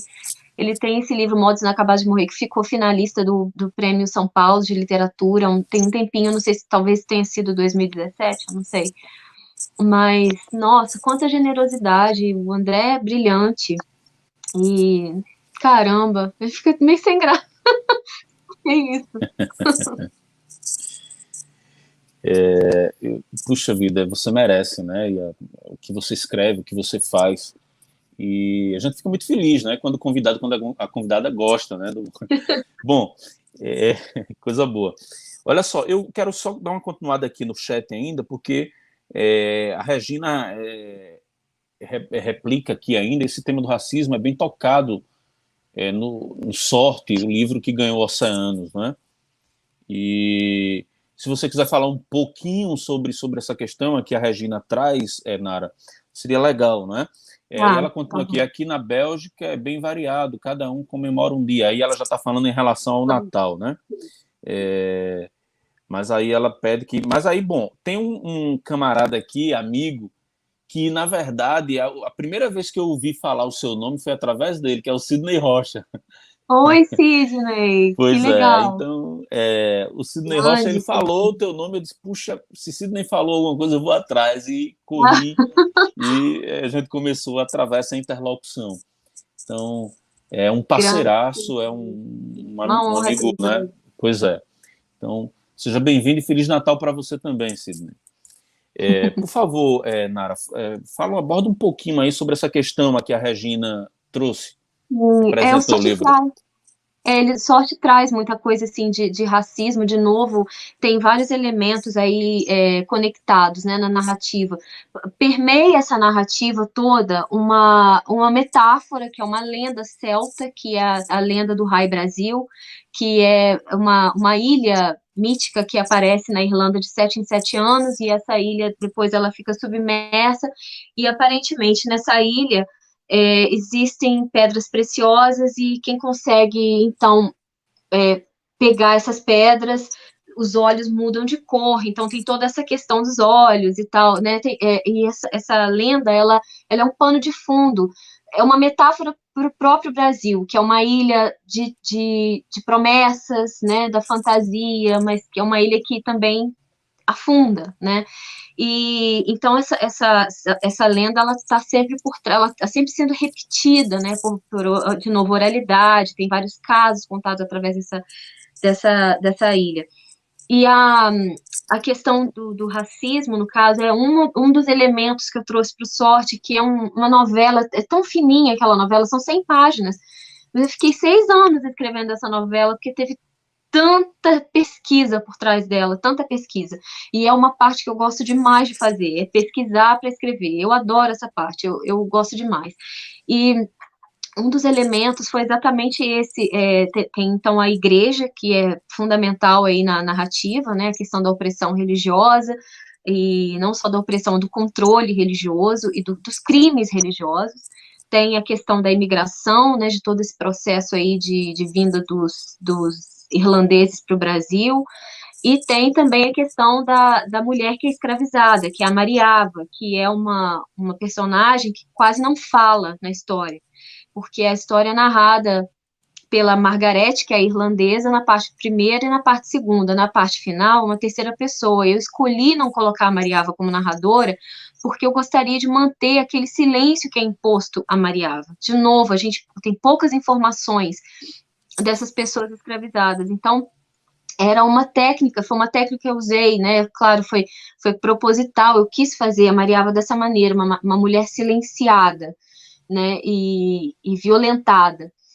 E tem essa questão do racismo o tempo inteiro, desde que os irlandeses chegam no Brasil e eles se deparam com esse país completamente misturado, barulhento, né, esse mundo inteiro no Rio de Janeiro, eles chegam no Rio de Janeiro. E, e aí tem essa questão dessa amizade entre a irlandesa e a mulher escravizada, que é a Mariava. E elas acabam perpetuando aí a questão da miscigenação para bem depois da passagem delas, né? Elas já não estão mais na história, e os dois filhos continuam com essa questão da miscigenação muito forte. Mas o racismo está lá o tempo inteiro, porque, inclusive, foi uma dos pontos que eu comecei escrevendo esse livro por conta de uma experiência que eu tive numa casa de idosos aqui, mas depois, quando eu fui para o Brasil, aí eu conheci uma irlandesa, aí eu tive essa parte da história mais ou menos organizada, e depois, quando eu fui no Brasil, eu vi tinha lá meu pai era professor de história, e ele tinha os documentos passados de uma parte da família para ele, que eram escrituras de compra e venda de escravizados, né, de pessoas escravizadas. E aí eu me deparei lá com um documento lá que era compra e venda de duas mulheres, da Francisca e da Carolina, que é também para quem eu dedico o livro, né? No início lá eu dedico esse livro a Francisca e a Uma de Carolina. 40 anos e outra de 23 anos, não é isso? Exatamente, entendeu? Então, exatamente. E aí, essa questão. A narrativa, na minha ideia, na minha cabeça, ela se fechou. Então, ela tinha esses dois lados, essas duas mulheres. Cada qual silenciado de uma maneira, mas ambas muito castigadas, né? Muito castigadas e que a gente ainda carrega muito delas, né? A gente carrega Sim, muito delas ainda. sim. Tivemos um evento recente, né, que saiu agora no noticiário aqui no Brasil, de uma mulher que durante muito tempo ela foi criada prisioneira, né? Então, não sei se você tomou conhecimento dessa Não, eu não história. vi isso dela. Passou até no Fantástico, e aí criada, ela era mantida escondida, né, em cativeiro, praticamente em cativeiro, né, em cativeiro, situação análoga à prisão, a cativeiro, e,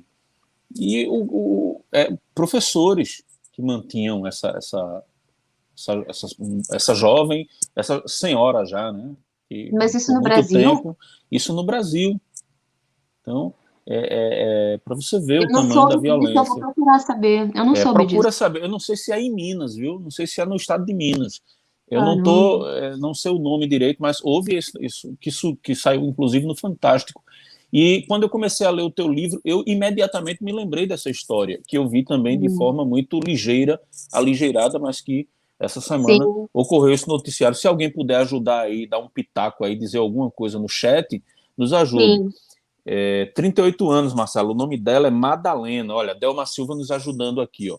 Em Patos Uhum. de Minas, um professor universitário, Jane Aparecida completa.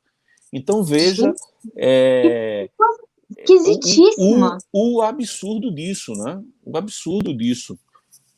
É uma coisa que a gente não imagina, é inimaginável um tipo de violência dessa, praticada ainda nos tempos de hoje e com pessoas que, notadamente, conhecedoras, né, que poderiam ter É, uma postura mais humanizadora, mais humanizada. E, infelizmente, não é? mas é aquilo que eu É isso. falei, essa questão da gente, a gente vai, a gente dá passos para frente, mas a gente dá mais passos para trás, entendeu? E aí a É, gente vai nesse atraso, sabe? Essa coisa capenga mesmo. E, é, nossa, eu não sabia disso, vou até me informar, vou sim. é. Aqui, ó, a Jane dizendo, em Patos de Minas, e aí vem a Delma, dos 38 anos, Marcelo, o nome dela é Madalena, Uhum. Jane completa, um professor universitário, é isso. No Brasil, Minas, dos professores da Estadual de Minas. Ok. Bom, eu tenho mais um depoimento aqui, que é de um outro escritor, um querido escritor, o Henrique Rodrigues. E ele tem uma fala aqui para você, tá?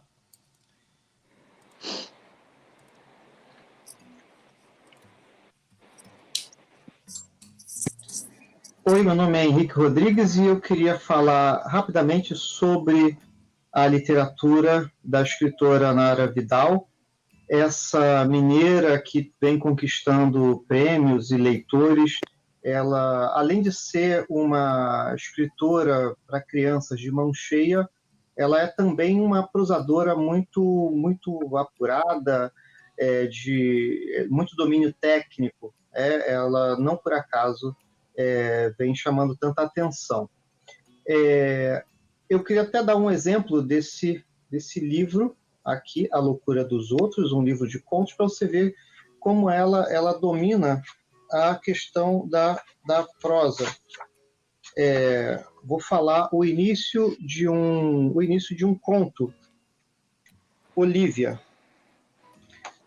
aquela morte, aquela. Na hora que ficou viúva, colocava a segunda e última colher de açúcar cristal no café preto. Mexeu 3 vezes. De novo esqueceu e colocou a colher fora da pia. Só mais um trabalho. Foi lá e pegou o pano para limpar. Esfregou água sanitária, mais força, mas a mancha lá. Só ela via. Então a gente vê aqui um domínio pleno de uma prosa concisa, de uma né, da alternância de frases curtas e médias, retratando uma cena com uma força muito viva.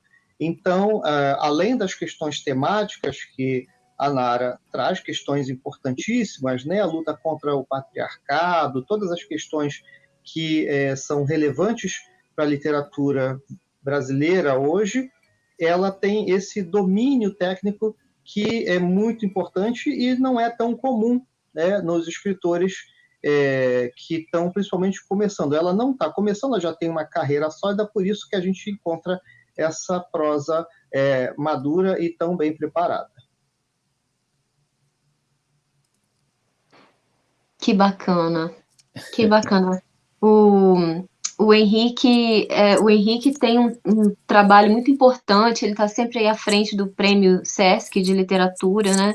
Divulgando sempre a literatura pelo Brasil, ajudando a promover esse concurso tão importante.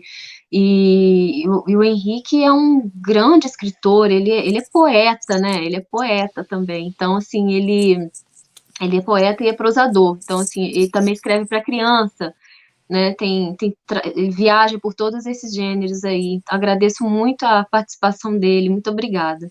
Vamos trazê-lo próximo ano. Sim. Para participar do Conversa com o Escritor. Gratidão, viu? Tanto o André Tim quanto o Henrique Rodrigues, né, pela generosidade, pela disponibilidade e por dar essa contribuição aqui ao Conversa com o Escritor. Tá? Eu queria só retomar aqui o chat, porque a Delma, ela diz o seguinte, ó, a Regina falou que... Deixa eu ver... A Jane diz o seguinte, veja como esse episódio repercutiu, né? Trabalhou na casa dele desde os 8 anos de idade. Né? E aí a Regina, que está inteirada do assunto, disse que 32 anos, acho, né, de cativeiro. O nome dela, Delma disse que é Madalena Giorgiano, nome e sobrenome. Chegou lá na residência pedindo comida. É uma história dos absurdos ainda existentes no Brasil. Lamentável, né? Que coisa, gente. Pois é. Nós temos aqui também uma outra participação. Vamos lá para uma outra participação aqui. Enquanto isso, eu quero colocar aqui uma pergunta de um escritor que é meu conterrâneo, da minha cidade, Vitória de Santo Antão, que é o Walter Moreira Santos. Então, ele fez questão de dar uma passada aqui e para deixar uma perguntinha aqui para você, uma provocação. Vamos ver aqui o que ele diz. Desde que li Lugar Comum, fiquei impactado com o nível de sofisticação de sua linguagem. A cada novo livro, tomamos contato com essa mesma sofisticação, numa oitava ainda acima. Minha pergunta, escrever está ficando cada vez mais fácil ou cada vez mais difícil? Ele que está nos Alpes gravataenses.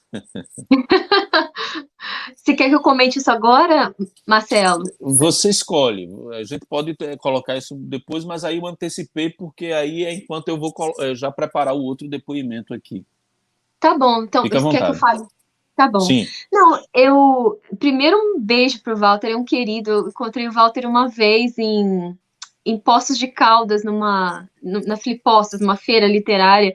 Ele é, assim, né, brilhante. Eu gosto demais do Walter e eu espero encontrá-lo de novo. Um cara super talentoso, um escritor incrível. Obrigada pela participação, eu sou fã dele. Eu acho que essa questão é muito interessante, porque eu acho que escrever não fica mais fácil, não. Eu acho que quanto mais para a gente escrever, a gente precisa ler muito. Então, quanto mais a gente lê, mais dúvidas eu tenho em relação à minha própria escrita, né? Então, assim, eu tenho... quando eu comecei a escrever, talvez eu tenha sido mais audaciosa, né? Assim, eu acho que talvez eu tenha sido um pouco mais audaciosa mesmo, sem pensar muito, sem estruturar muito, até menos cuidadosa, né, diria isso, assim, um pouco mais intuitiva, instintiva. E eu acho que hoje como você vai amadurecendo a sua escrita, a sua própria experiência como leitora, eu acho que a escrita se torna mais difícil porque ela se torna mais exigente, né? Eu acho que eu vou ficando um pouco mais exigente com as minhas leituras e com o que eu escrevo. Então, é, sei lá, o que eu escrevi há muito tempo, talvez eu não quisesse mais escrever, eu não quisesse mais mostrar. Não sei, eu acho que isso vai mudando muito. Então, acredito que não vai ficando mais fácil, vai ficando um pouco mais exigente, né? Eu não acho que seja ruim, não, eu acho que isso é bom, mas é uma situação um pouco estranha, porque às vezes eu fico, assim, um pouco receosa de escrever depois de ler um livro brilhante, sabe? Eu fico assim, meu Deus, como eu tenho a cara de pau de escrever depois de ler o que eu li, né? Então, assim, mas eu acho que exigir da gente é uma coisa, um exercício bom, né? Tem que ter gentileza, mas tem que ter tem que exigir, né? Senão não faz sentido escrever, eu acho. Ok. Então, Walter, meu querido conterrâneo, a sua resposta aí atendida aí, sua pergunta atendida. Nós temos aqui agora um depoimento, né, da Adriene Garcia, escritora Adriene Garcia. Vamos lá.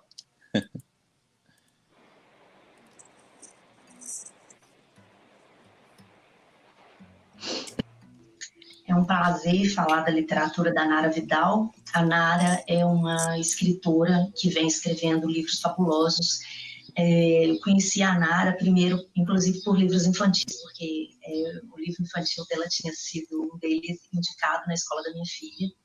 E depois que eu tomei conhecimento da obra dela, primeiro nos contos, né, até chegar no romance Sorte. E acho que a Nara tem algumas características assim fantásticas para a literatura. Primeiro que ela escreve muito bem e ela tem uma imaginação muito grande e uma capacidade de tecer histórias, de contar uma história muito grande.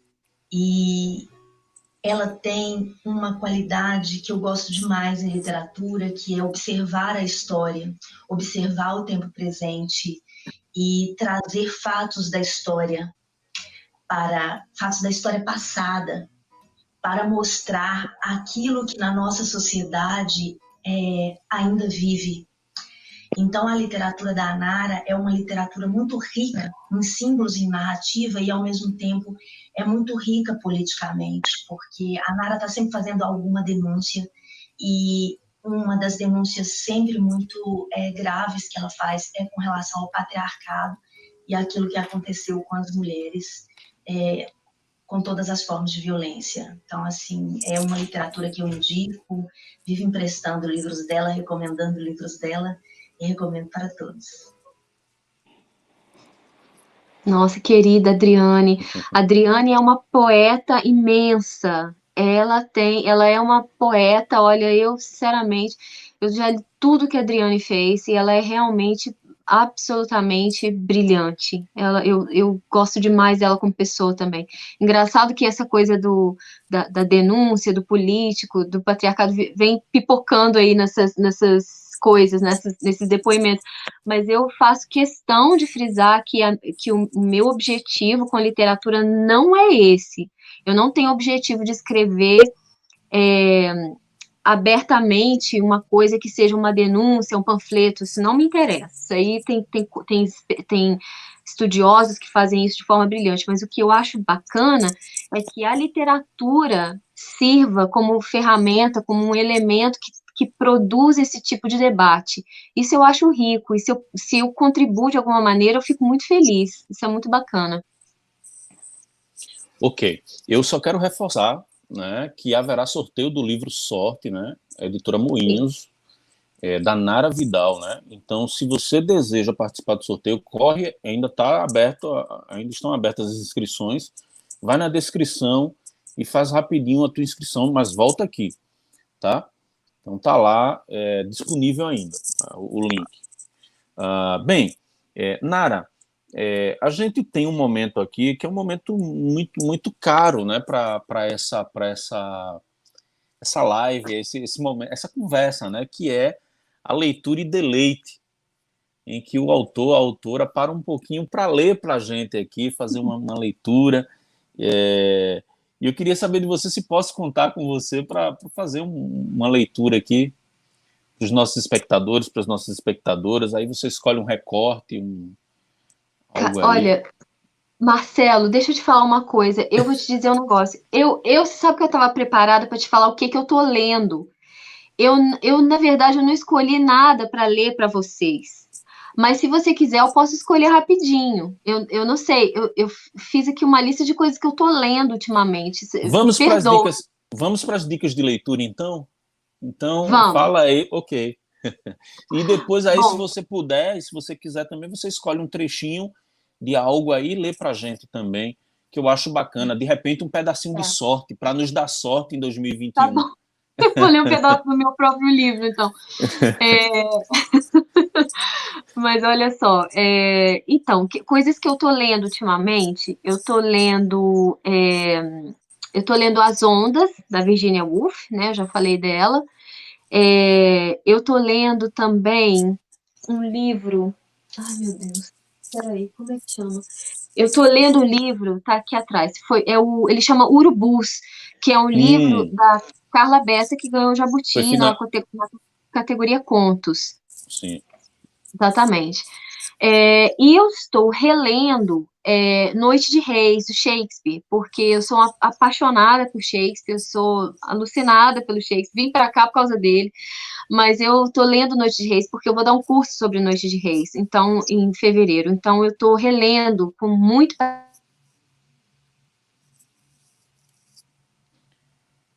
Eu não sei se deu uma oscilação, se foi para todo mundo isso, mas eu agora dei uma congelada aqui na imagem da Nara para mim. Eu não estou conseguindo receber o sinal aqui.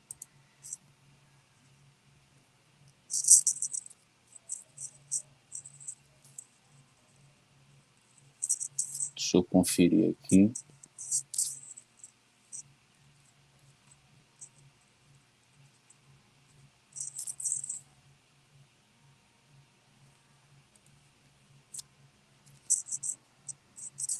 Está congelado aqui Deixa eu retirar rapidinho aqui. Alô? Desculpa, voltei. Ok. Voltou? Deu uma travada, não foi? Desculpa, deu uma travada. Eu estava falando das minhas dicas de leitura. Vamos fazer o seguinte. São esses três.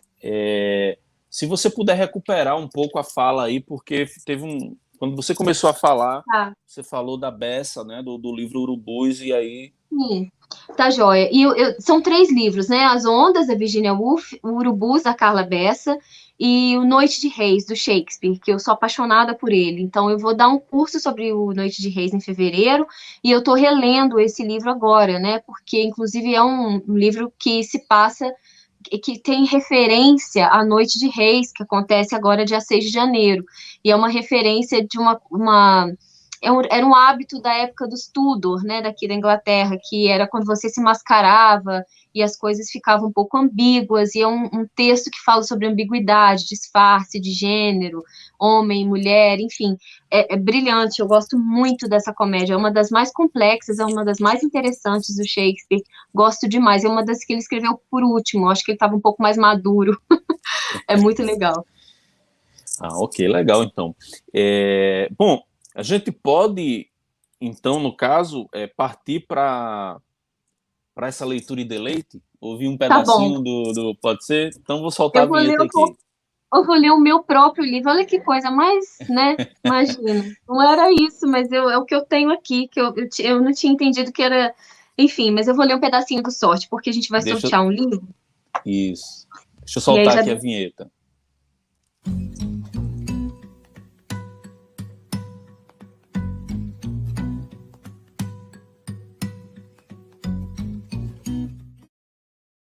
Vamos lá. Vamos lá. Irlanda, 1806.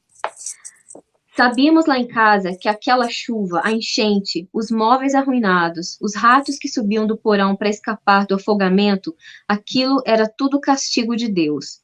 A nossa pobreza também era punição do Senhor. Concordamos que, desde cedo, que abrir os olhos e atravessar horas infelizes até fechar as pálpebras de novo era a nossa maior sorte. A Marta, com aquelas mãos esquisitas voando como se ouvisse música, batia os pés e ria. Não era gargalhada, era riso, um riso nervoso. As costas para mim. Nem percebeu que fiquei parada atrás daquele corpo fino e elegante. Estiquei os olhos para ver o riso dela. Dentro da bacia velha do quintal, cheia de água de chuva, uma ratazana morria. Presa ao horror do espetáculo, assistia a cena inteira. Os olhos feios do bicho começando a esbugalhar, de certo já inchados pela carne tomada pela imundície da água.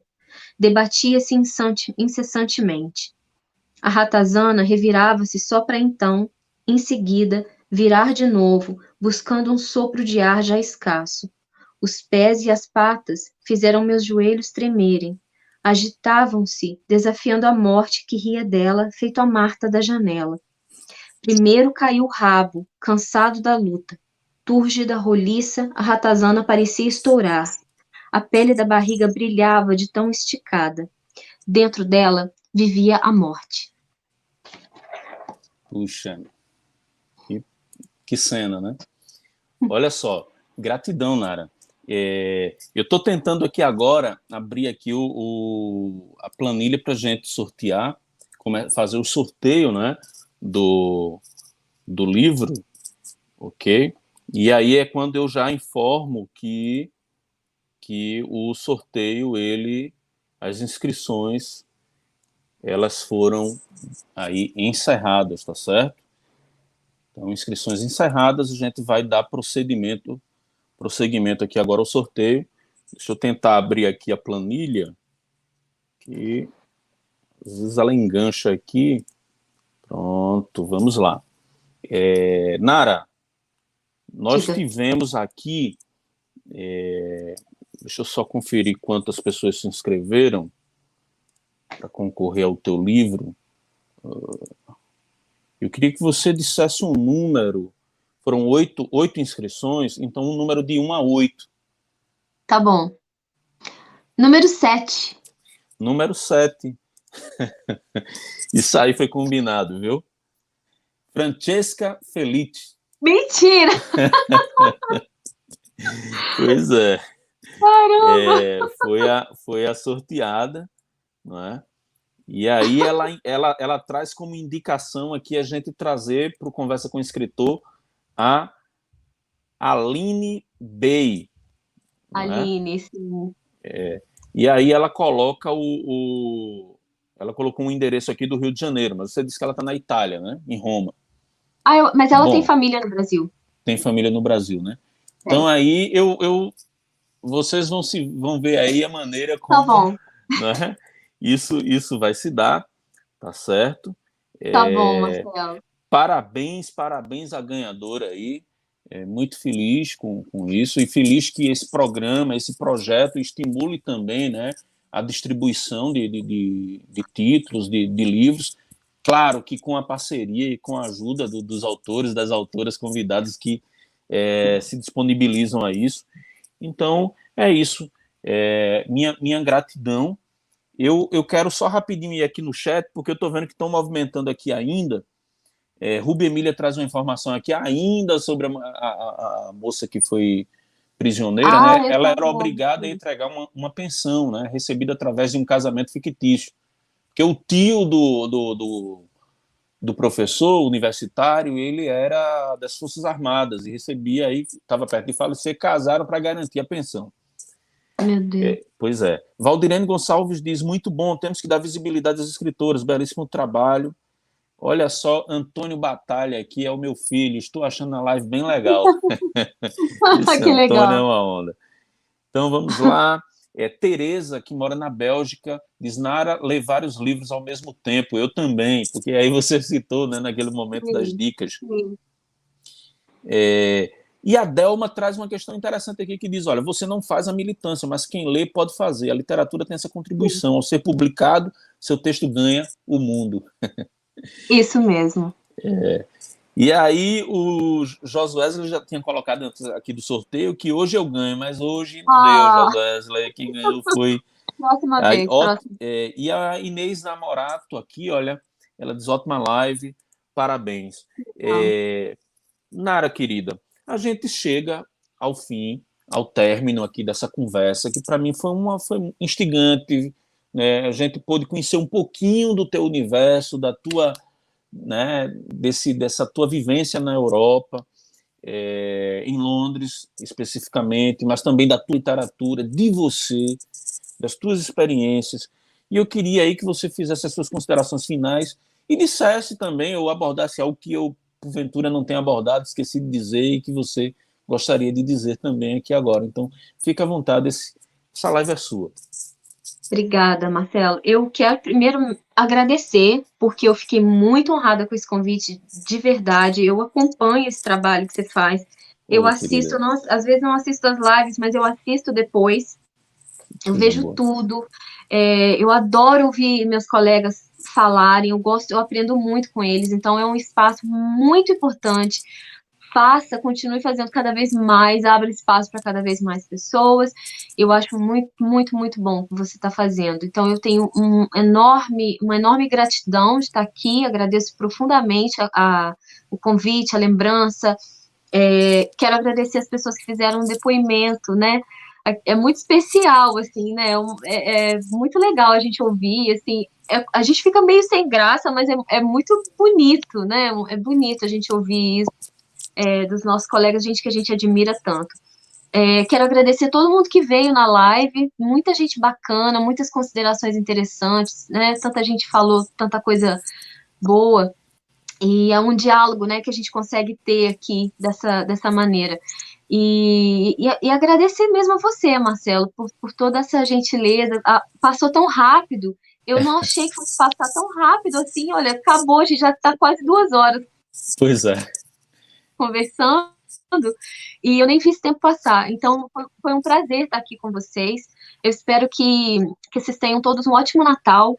E eu tenho fé, esperança de que o ano que vem a gente tenha vacina para todo mundo, para a gente poder começar a se movimentar de novo, se abraçar de novo, né, ver as pessoas de perto, né? Tomara.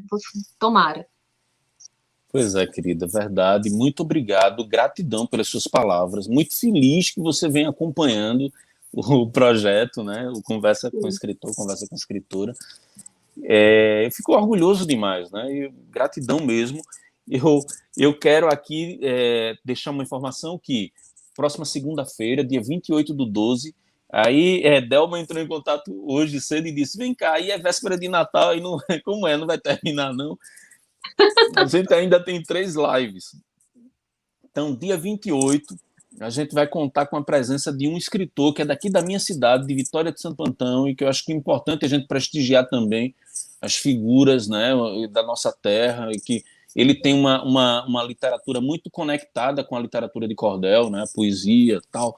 E aí é o Rafael Sete Estrelo, né, que é um colega meu, contemporâneo de faculdade. Então, às 17 horas, na segunda-feira, a partir das 17 horas, o Rafael vai estar aqui conosco jogando Conversa Dentro.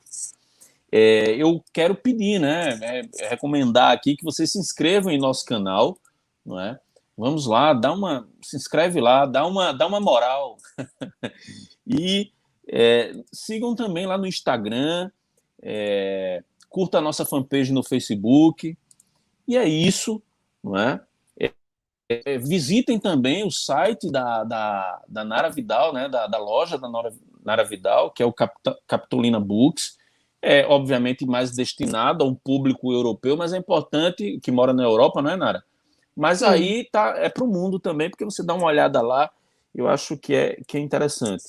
Bom, é isso, gente, que eu tinha a dizer, e vamos lá para o chat ainda. Gratidão por todas as sessões de conversa, Batalha. Gratidão, querido. Valeu mesmo. A Tereza aqui, obrigado a vocês pela live, como sempre maravilhosa. E é isso. Eu acho que agora a gente se despede, né? E até próxima segunda-feira com o Rafael Sete Estrelo. Depois a gente vai ter ainda o Luiz Henrique Pelanda.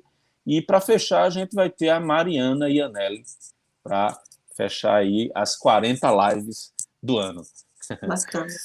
Valeu, Nara. Gratidão aí. Obrigada, Um tá? abraço na Beijo. família, um abraço em todos e Feliz Natal. Feliz Natal.